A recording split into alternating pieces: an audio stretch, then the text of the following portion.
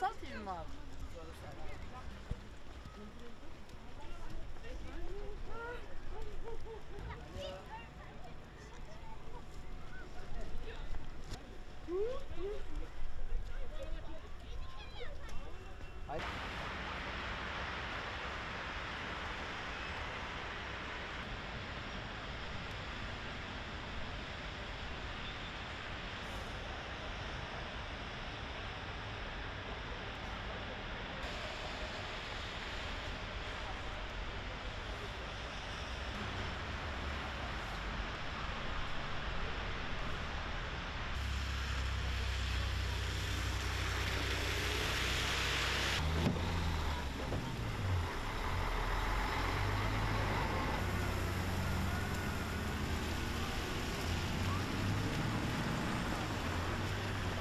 Evim şu yakında 500 metre.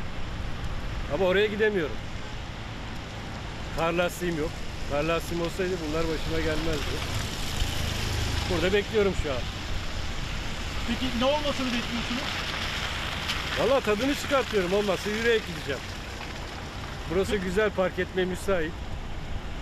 Biraz tadını çıkartıp yürüyerek gideceğim. Tony arasana beğendin.